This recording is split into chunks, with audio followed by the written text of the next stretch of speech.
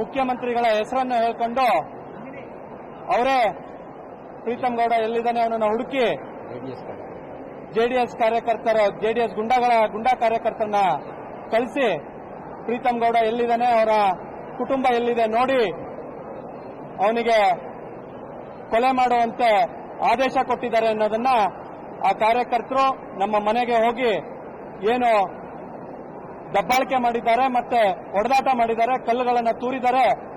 ಈ ವಿಷಯ ಅವರ ಬಾಯಿಂದ ಬಂದಿದೆ.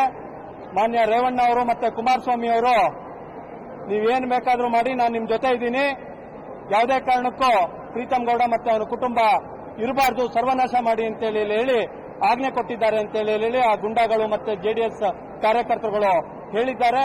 ನನ್ನ ಕುಟುಂಬದ ಒಳಗೆ ನುಗ್ಗಿ, ನಮ್ಮ ಮನೆಯ ಒಳಗೆ ನುಗ್ಗಿ, ಕುಟುಂಬದ ತಂದೆ ತಾಯಿಗಳು ಮತ್ತೆ ತಂದೆ ತಾಯಿ ಇದ್ರು ಮತ್ತೆ ಕುಟುಂಬಸ್ಥರು ಯಾರಿದ್ರು ಅವರೆಲ್ಲರ ಮೇಲೆ ಹಲ್ಲೆಯನ್ನ ಮಾಡಿದ್ದಾರೆ.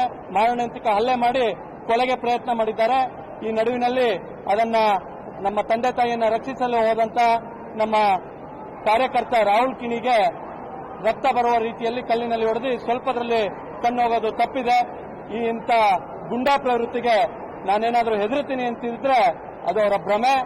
ಇದನ್ನು ಎದುರಿಸೋದಕ್ಕೆ ದೈವಶಕ್ತಿ ಮತ್ತು ಭಾರತೀಯ ಜನತಾ ಪಾರ್ಟಿಯ ಸಮಸ್ತ ಪಕ್ಷ ನನ್ನ ಜೊತೆ ಇದೆ. ಹಾಗಾಗಿ ಇದನ್ನು ಎದುರಿಸುವಂತ ಶಕ್ತಿ ನನಗಿದೆ ಅಂತ ಈ ಮೂಲಕ ಅವ್ರಿಗೆ ಹೇಳಲಿಕ್ಕೆ ಇಷ್ಟಪಡ್ತೀನಿ.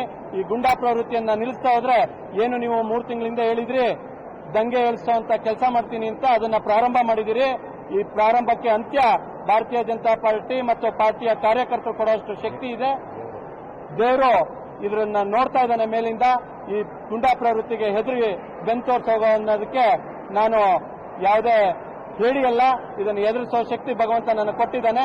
ಮುಂದಿನ ದಿನಗಳಲ್ಲಿ ಇದಕ್ಕೆ ತಕ್ಕನಾದ ಉತ್ತರವನ್ನ ಮತ್ತೆ ಏನು ಇದರದ್ದು ಲಾಜಿಕಲ್ ಎಂಡ್ ಇದೆ ಇದನ್ನ ಕಾನೂನು ರೀತಿಯಲ್ಲಿ ನಾನು ತಗೊಂಡ್ಕೊಂಡು ಹೋಗ್ತೀನಿ.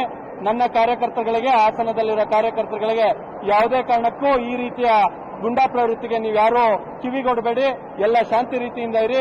ಉಳಿದಿದ್ದನ್ನ ಭಾರತೀಯ ಜನತಾ ಪಾರ್ಟಿ ಮತ್ತು ಹಿರಿಯರು ಇದರ ಬಗ್ಗೆ ಏನು ಲೀಗಲ್ ಆಗಿ ಮಾಡಬೇಕು ಅದನ್ನ ಸ್ಟ್ಯಾಂಡ್ ಅನ್ನ ತಗೊಳ್ತೀವಿ ಅಂತ ಹೇಳಿ ಈ ಮೂಲಕ ಹೇಳಿ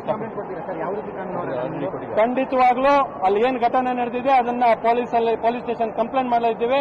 ಅಲ್ಲಿ ಹೇಳಿರೋದು ಒಂದೇ ಒಂದು ಶಬ್ದ, ಕುಮಾರಸ್ವಾಮಿ ಮತ್ತು ರೇವಣ್ಣ ಅವರು ಹೇಳಿದ್ದಾರೆ ಪ್ರೀತಮ್ ಗೌಡನನ್ನ ಕೊಲೆ ಮಾಡಿ ಮತ್ತು ಇಡೀ ಕುಟುಂಬವನ್ನು ಸರ್ವನಾಶ ಮಾಡಿ ಏನಿದೆ ನಾನು ನೋಡ್ತೀನಿ ಅನ್ನೋ ಮಾತನ್ನ ಹೇಳಿದ್ದಾರೆ ಆ ಕಾರ್ಯಕರ್ತರು.